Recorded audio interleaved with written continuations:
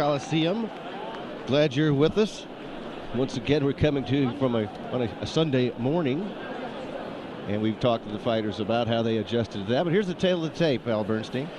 A look at the numbers, very, very similar. Slight height advantage for Donaire. The reach is the same, but it will be Donaire who will like to keep his distance in this fight. He says it's all about distance when he fights, and there are the unified rules that have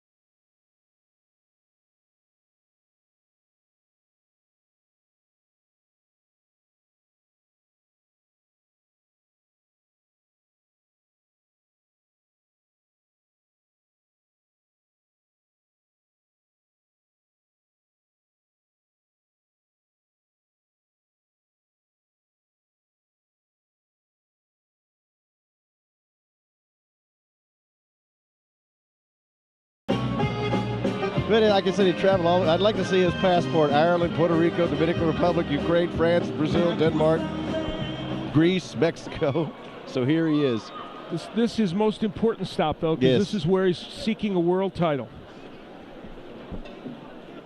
We're waiting the walk-in of the champion, who has been talking about how coming back to the Philippines, living in the Oakland area, but he's been treated as a superstar here.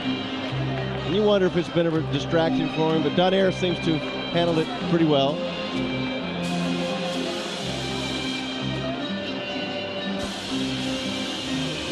I heard some people there it is, at the Manila Hotel where we were staying, they were chanting Donaire too.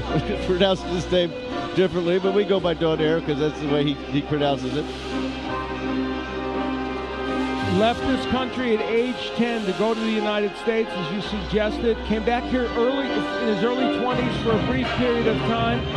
Has coveted just this moment when he would come in to the adulation of this crowd. And it's a nice crowd here at this Coliseum. They'll get a peek at him and give him the adulation he's gotten leading up to this fight.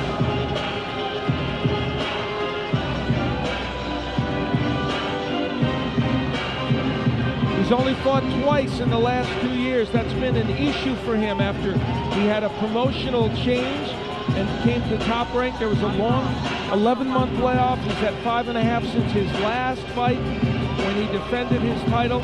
He has never lost a championship match. He's 3-0 in title matches, and he hopes that doesn't change today.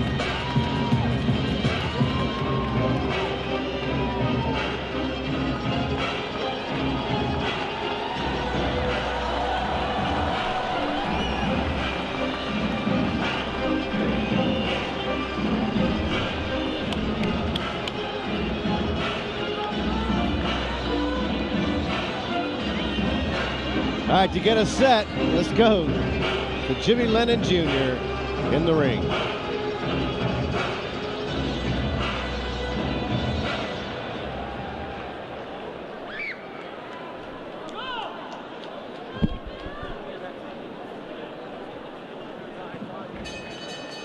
Ladies and gentlemen, mabuhay Pilipinas at magandang umaga.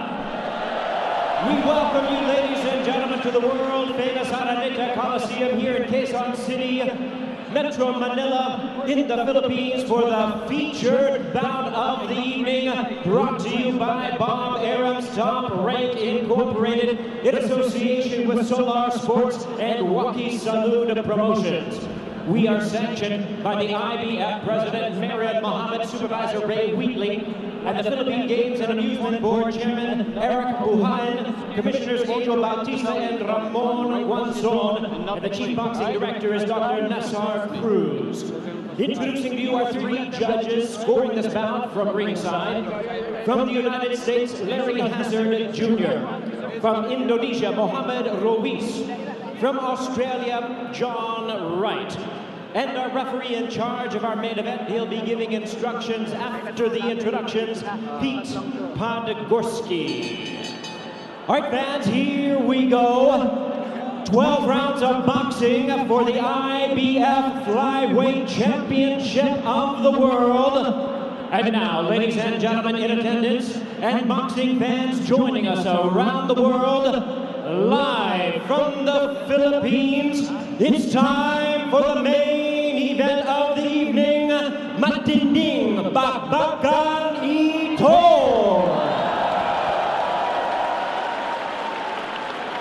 Introducing to you first the challenger on my right, fighting out of the blue corner. Wearing black trunks with silver trim, he weighed in at the flyweight limit of 112 pounds even. He is undefeated in his campaign in the ring with a record of 24 wins, no losses, 14 wins coming by way of knockout. Tonight he is making the first attempt at a world title. Please welcome the challenger and the IBF #1 ranked contender from San Antonio, Texas in the United States, introducing RAul La Cobrita Martinez. And his opponent across the ring, the defending world champion on my left, fighting out of the red corner.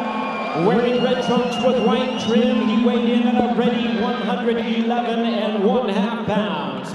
His record stands at 20 wins, 1 defeat, with 13 wins coming by way of knockout. Today he is making the third defense of his title, fighting out of San Leandro, California in the United States by way of Bohol in the Philippines. Ladies and gentlemen, here is the popular and defending IBF Flyweight Champion of the world, introducing the Filipino Flash, Nonito.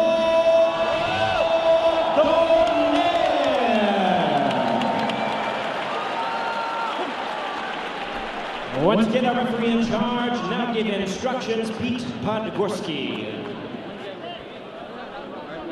12 rounds or less, first and foremost. Obey my commands at all times. Protect yourself at all times. Touch gloves, come out banging at the bell. All the way back to the bell. There's the final instructions for Pete Podgorski. And you mentioned only 2 fights since that punch that knocked out Vic Darchinyan. You know, that thing was compared to the left hook that Sugar Ray Robinson used to knock out Gene Fulmer 50 years ago, and you were there. It was quite a punch. It was a great counter left hook, and Donaire had been doing well in that fight to that point, so it wasn't a punch that came out of nowhere. He'd been boxing very effectively against Darchinyan, and it vaulted him into another level, and now he's trying to take advantage of that. As we said, he hasn't been as active as he might like to be since then. But, you know, this is a match where he thinks he can make a statement. And we'll see. The champions in the red trunks. Cobrita in the black trunks. And the question that comes up, 24-0 Martinez is, but is he ready for this stage yet? And looking at his resume, well, he certainly seems to think he's ready. We shall see if he can come down here and take the title away. He's definitely a good young fighter, and this is a step up for him. There's no question about it. Comes in off a high, and Donaire pointed it out, because he got a first-round knockout victory over Victor Proa, who was an undefeated fighter. But, you know, Nonito Donaire is one of the upper echelon, along with the Darchinians and the Montiel. He's way up there in these junior flyweight and flyweight divisions. First round scheduled for 12. Donaire is, well, both these guys, extremely engaging, and very hard-working. They know what they're getting into, dedicated themselves to the sport. And the one point I was talking to Martinez about is that when he came to the Philippines in the first couple of days, he was dropping so much weight, he was concerned because of the humidity. He lost 2 pounds.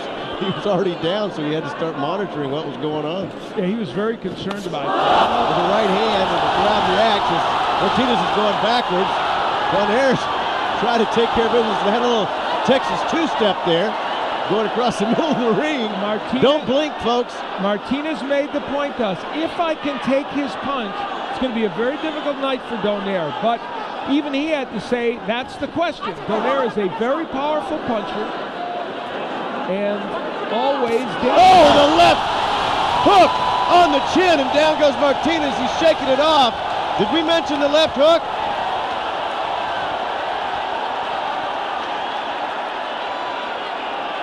Now we'll see what he's made up for sure now. Martinez down 2 minutes into the first round. Donaire stalking now. You can see the look of bewilderment on the face of Martinez. Back on the left hand again is Donaire. This is time when a young fighter has to suck it up and find a way to survive. And those wild punches are not going to get it done for Martinez because he'll put himself in the harm's way of a counter. Got hit again. If you press Donaire, that counter left hook will really hurt you, and that was the punch that did end Archinia. Down goes Martinez for a second time, telling his corner, I'm all right. But boy, the power of Donaire quickly becomes evident. And you can bet they're listening for the bell over here in Martinez corner. He said, if I can take Donaire's power, it'll be a long night for Donaire, but so far he has not been able to take his power.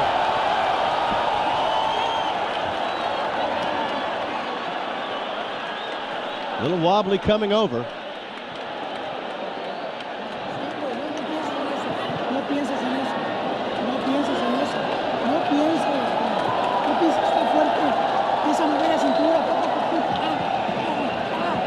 Obviously, as Fernando Castrejón works in that corner, he's a man that they believe has done wonders with Raul Martinez as a trainer, but this is an important moment for him to focus his fighter and find a way for his man to just get through these early rounds. Donaire's power, especially with the left hand, well documented. A kind of a half uppercut hook, just a great, great punch. He has great power in that left hand. And there it is again, you take a look at it, that created one of the knockdowns in that first round. Donaire makes no bones about it. He idolizes Manny Pacquiao, wants to fight the best, wants to be the next great champion from these islands. And he had 2 knockdowns, obviously, 7 rounds the first round. So we'll see if Martinez can react with the power that you were mentioning. And even Martinez talked about it. It's so obvious. You know, Nonito Donaire has had a couple of wins since the win over Darchinyan. The last one, he had some moments where he wanted to fight handily and won a TKO in the 6th round. There were just moments where he didn't look, he looked a bit slower. But the problem, the left hand again. There's the power of Donaire. That's my point. The power of Donaire is the equalizer. He can hurt anybody at these weight classes. He's trying to finish it early, Al. As again, the left hand. Martinez gets hit with a right. Martinez is just staggered. He's in big trouble. He's trying to stay away. Donaire wanting to put on a show on a Sunday morning here in the Philippines. The left hand, down goes Martinez again. Madrowski may have a decision to make if this continues. Martinez kept saying he's all right, and it's got to be a shocking situation for a guy that's undefeated coming in to be manhandled like this in the first 2 rounds. You know, as Donaire was landing at left hook, Martinez actually landed a nice counter right hand, but Donaire's punch was so much more powerful. Donaire's taking a lot of risks and chances the way he's attacking Martinez, but Martinez has not been able to land that one big punch to push Donaire off it. Down to the body goes Donaire. Martinez surviving so far. Nice right hand by Martinez. Nonito Donaire is just throwing caution to the wind. And of course it's working because he's knocked Martinez down 3 times. No fear whatsoever is what that's called.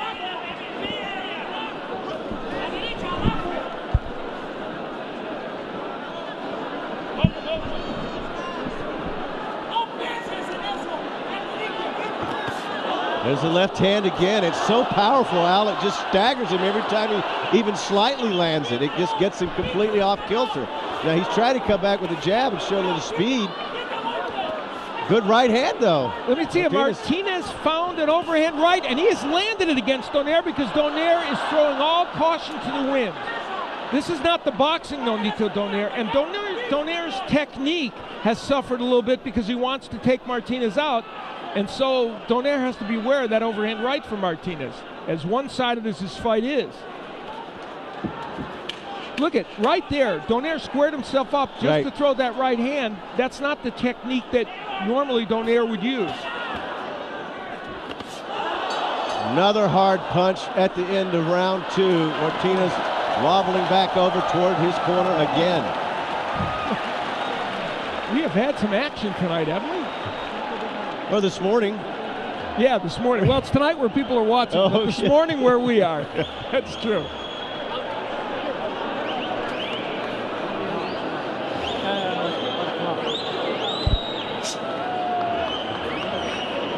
Dodi Boy Penalosa, who has taken over as the trainer of Nonito Donaire. His dad was formerly his trainer. A split between them. It was not an amicable one. His dad was invited to come to the fight. He set aside a ticket while his mom is here and some other family members. His dad is not. So that was a difficult transition for him. Now here's where Martinez landed that right hand just as Donaire was landing the left hook, but Donaire's punch so much more powerful. You can see that there. The right hand did not hurt Donaire, and the left that he landed on the temple sent Martinez down again in this fight. He's been down 3 times. Round 3 scheduled for 12 from here at the Araneta Coliseum in the Philippines. 3 knockdowns so far, as Al just mentioned. And Donaire was a right hand over the top, really throwing caution to the wind, wanting to take Martinez out and really put on a show for the local folks. Martinez absorbing these monstrous punches. We said he's been down 3 times, but he is hanging in there in this. This is truly amazing. And the more he hangs in there, the more Donaire kind of takes risks to get him out. I'm not suggesting Martinez is going to take advantage of that, but he might. I think Martinez right now is just trying to hold his ground and get himself resettled after being knocked down 3 times in the first 2 rounds. Yeah, he is. And trying to find some kind of a groove to get get back into this fight. Well, he found one weapon, and that's the overhand right. The more he can throw that punch, especially when Donaire is off balance and attacking, the more he might make something happen. But clearly, Donaire is... Good combination. There's the boxer you were talking about, Al. And Nonito Donaire, it's all about keeping his distance, keeping his balance, and landing those big shots from long range. That's what he does so effectively. Once again, I'll remind you folks, we're in the Philippines at the site of the Thrill of Manila, Araneta Coliseum, back in 1975, and we've certainly had a thrilling fight card this morning. A lot of fun. We're coming to you on a Sunday morning from the Philippines. It's been great. Brian Valoria with a dramatic win over Ulysses Solis. And here we've had lots of action early in Nonito Donaire's homecoming to the Philippines. Nonito Donaire has 3 knockdowns in the first 2 rounds. More cautious this round now. Yeah, he's trying to use his technique and his combination punching a little bit more. He worked on his legs, biometrics, running hills, and he said he was having trouble with his legs, didn't feel like he was strong enough in fights, and he's worked on that a lot and thinks that will help his stamina in fights as well. Biometrics, huh? Yep. Okay. I'm like Red Skelton. I don't explain them, I just tell them. I get the running up the hills part. I like the way he's turned into the boxer here, showing his speed and combinations, and I think maybe Martinez is grateful too. Well, you know, he realized he wasn't getting Martinez out of there, so he was taking those risks. So now you have to retrench and say, okay, I'm going to have to box this guy a little bit and land big punches. It's astonishing that RAul Martinez is still there. Exactly. As we'll listen in when we can. And, you know, Martinez just found the ground to stand on that third round.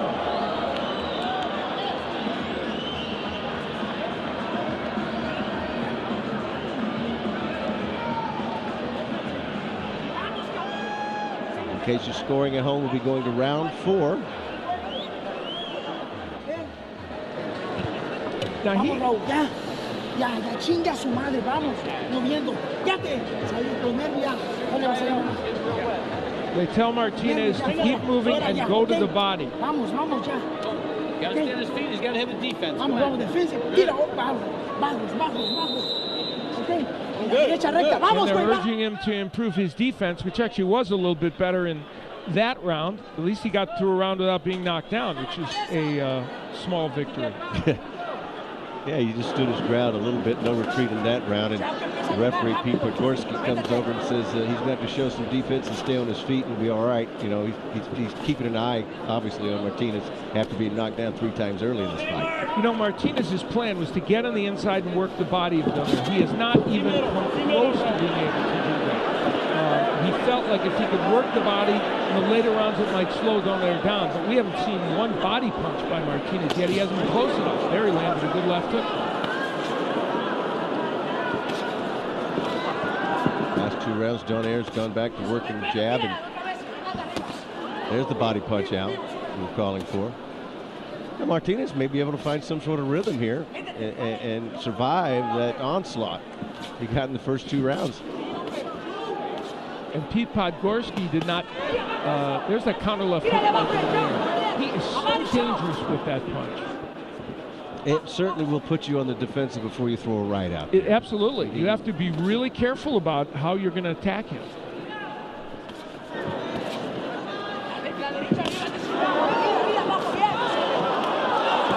Donaire continues to circle to his left against the right hand of Martinez.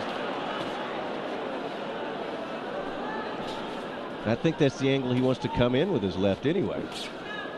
Just hoping Martinez will take the bait and throw that right, and he can come back with that counter left and goodbye. And there was a right that missed by Martinez, but Donaire was not quite in position to throw the left hand. Donaire's jab, a very good one, and he's using it there. That's part of what makes this whole deal work. And there's the left uppercut again. And again, that punch is so good for Donaire. Sort of comes from about 45 degrees, not straight up, but it's a twisting thing that when it lands, it's devastating. And he talking about his legs, you know, and delivering and sitting down on it. There's a good combination right there. Martinez has had no answer.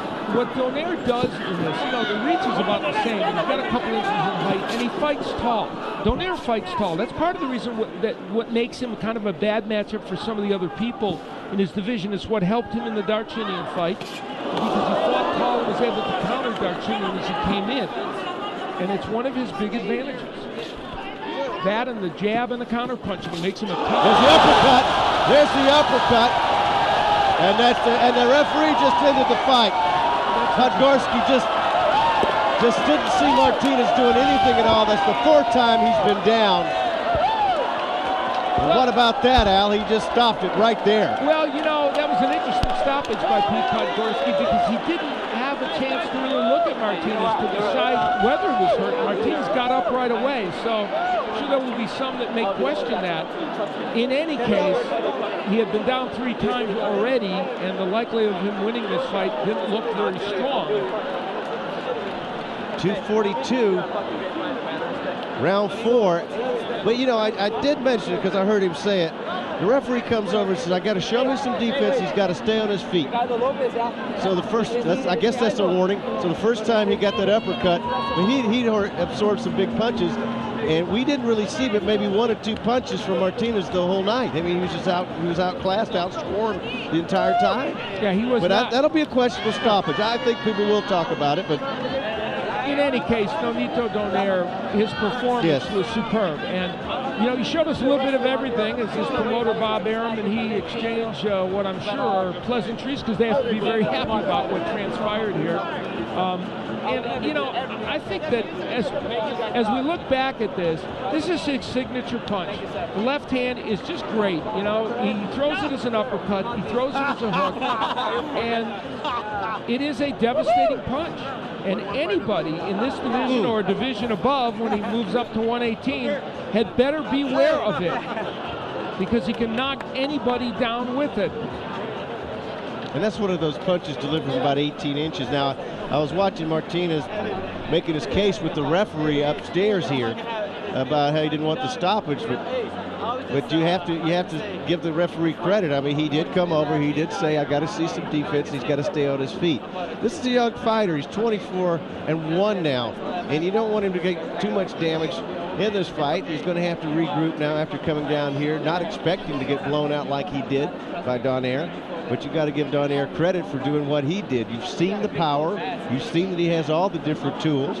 He can box when he has to, but when you can land punches like that sort of an angular uppercut or a left hook uppercut, or even the one he hit Barchenyan with, and that's his left hand, and he's an orthodox fighter, you see the damage that he can do as he is acknowledging the crowd now that came out on a Sunday morning.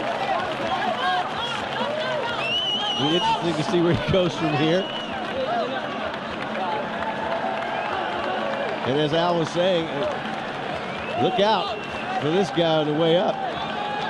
112, 115, 118, maybe following the footsteps of Manny Pacquiao if that's possible, who's gone through every weight division imaginable. This is his 3rd successful defense tonight. Very impressive.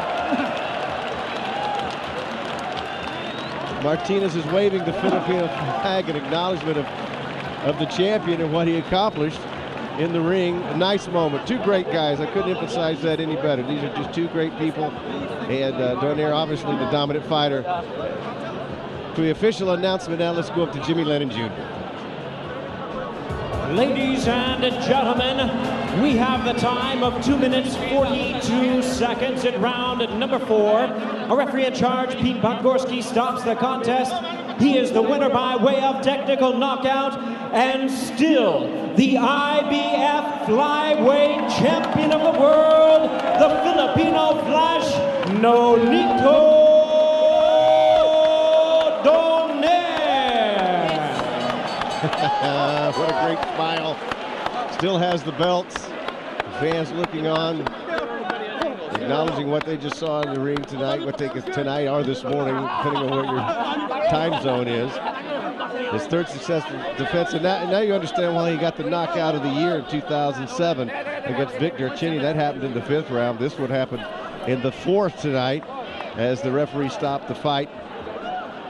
And he also had the upset of the year against Victor Cheney. I don't think he's going to have many more upsets of the year because people are very much aware of what they're up against now with the Filipino Flash, Nonito Donaire.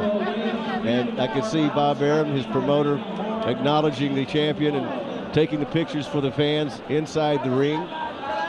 What a great homecoming for this young man who lived the first 10 years of his life here in the Philippines.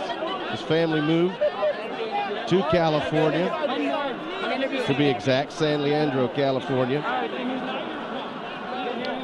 They made some personal decisions. His father, as far as we could tell, who was his trainer, was not here tonight.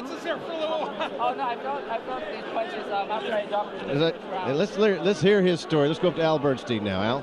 Here with Nonito Donaire, who did away with RAul Martinez with some monstrous power punches. You were able to get him early with the power punches. Did you feel right away you would hurt him? I knew that my punches, if it lands, because he sits on his punches, and I know that he's gonna be there when the punches come. So I know that if I hit him with it, it's gonna be something that's gonna hurt him. You were able to land the left hand at almost any moment in this fight. You have a great left hook and a great left uppercut.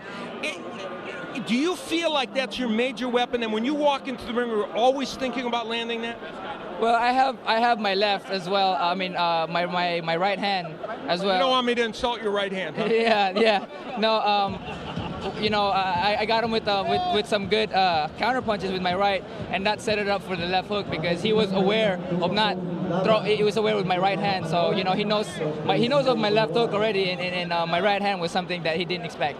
Now, this was a great homecoming for you to come in front of this crowd after spending your early years here. Is this homecoming all you dreamed it would be? Most definitely. I am just so thankful of everyone out here. I'm just from the bottom of my heart. I mean, everybody was great. Actually, coming into the ring, I wouldn't break a sweat. You know, my leg was groggy a little bit. And I felt nervous because I have to look good. And Viloria did his job, and I have to do it. You know, because I don't want to be the one. That was a tough act to follow. That was a very good fight. You know, both fighters, both champions, and Viloria did a magnificent job. And he had all the heart in the world, and that's one thing that got him here, and that gave me as well that heart to not give up. Now, looking to the future, there is the great possibility that your next fight might be at 118 against Fernando Montiel. Is that something that you think could happen next? I would definitely go up to 118 or 115 because you know, I like the last fight, I feel it on my legs, and I was really good shape, but for some reason, I mean, I did plyometric, I did every running the hills, you know, and then I felt my legs today, so I definitely got to move up. All right, well, congratulations, a great win for you here, and we know there are some great potential matchups out there for you. Most definitely, anyone out there, that's all I care about, is to get that fight. Whatever my manager and top rank Bob Arum has for me, I'm the type of fighter who wants to get everybody into boxing because boxing is a great sport. Well, thank you. Congratulations. Now let's go back down to Alan Massengill. And you see the glowing personality of this great champion, Nonito Donaire. And we'll see if he's going to move a couple of weight classes and see if Fernando Montiel will. That would be a great fight. Another Mexican versus Philippines fight, and see if they can make that fight happen. But you take a look at what we saw here this morning. 4 knockouts in 4 fights. If you like action, we gave it to you here for the Philippines on this top-ranked card. Sonny Boyaro had a knockout. Denver Coelho had a knockout. Then Brian Viloria, what a great story, as Nonito was just mentioning, getting his championship back when a lot of people were close to counting him out in his career. Viloria knew it and came in and took the title away from Luis Solis with an 11th round knockout. And then the all-Filipino day was completed when Nonito Donaire comes home. Grew up here in the Philippines, first 10 years of his life. Comes back now and runs his record to 21-1. And a lot of people ask me about, what about the one loss? Well, it was only in his second professional fight, so you can't really count that. He's done everything expected of him and more, and he's going to be addressing the crowd and thanking them for the support. A very impressive crowd on hand for a Sunday morning in the Philippines. And I must say, you know, we got the knockouts, Al Bernstein. We got the action we wanted. We couldn't have asked much more from a fight card. You know, Nonito came through with flying colors for his folks. And then Brian Viloria, what a great story was written here this morning. 2 men that wrote the right script for their homecomings. Another champion, Ulises Solis, who put on a valiant and skilled performance in losing. And so there were a lot of great storylines.